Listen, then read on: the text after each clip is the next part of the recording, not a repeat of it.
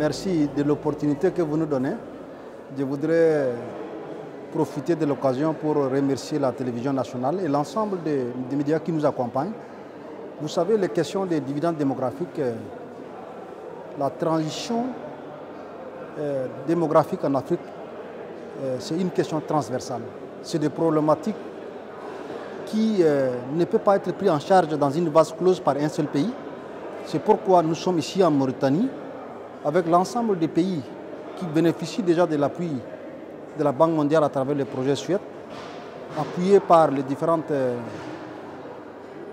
institutions et aussi organisations sous-régionales, continentales, pour bien cerner cette problématique de transition démographique, très particulièrement les questions des femmes, la question de l'autonomie de la femme, qui en réalité représente plus de 50% de la population dans nos pays africains, et surtout des jeunes filles.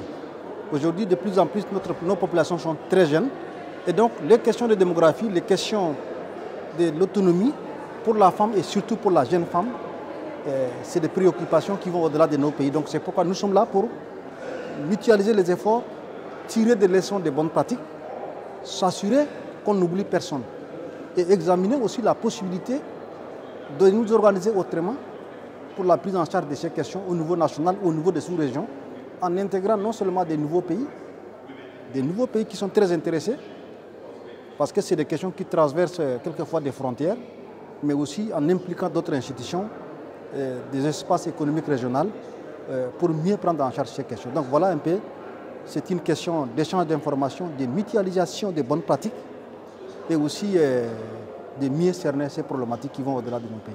Au niveau du Tchad, le projet Suède a donné de très bons résultats. De très bons résultats sur les 3 axes, notamment pour ce qui concerne la formation, la conscientisation,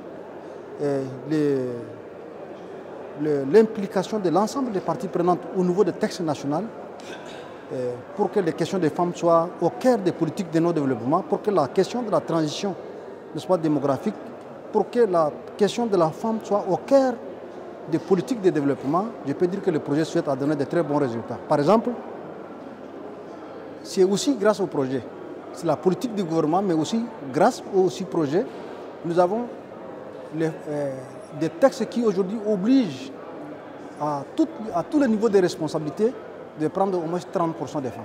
Au moins 30% des femmes. C'est déjà une avancée majeure, mais aussi à travers la prise de conscience au niveau de la femme rurale. Vous savez, la question de la femme rurale, la population du Tchad est à plus de 60% dans le monde rural.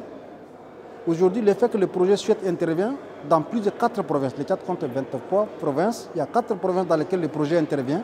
Donc nous avons enregistré de très bons taux de scolarisation des jeunes filles, plus de 40 000 jeunes filles issues des familles défavorisées qui sont dans des écoles et qui donnent des résultats, de très bons résultats aux examens. Donc, je peux dire que le projet Suède n'a pas pour vocation de répondre à toutes les questions, mais grâce à son appui, nous avons quand même des résultats probants. Les perspectives des projets sont... Les actes d'intervention du projet sont très intéressants. Mais en termes de perspectives, il faut élargir. Il faut oublier personne pour compte. Je dis bien, les axes d'intervention sont très pertinents. Les indicateurs identifiés dès le départ sont très cohérents avec nos politiques de développement. Tout ce qui reste à faire, c'est de toucher le maximum de personnes possibles pour que tout le monde bénéficie de l'appui du projet, pour qu'on n'oublie personne, pas seulement au Tchad. Notre plus grand souhait, c'est de voir l'implication et l'intervention de ces projets au-delà de nos frontières, dans l'ensemble de l'espace africain, parce que c'est des questions qui traversent.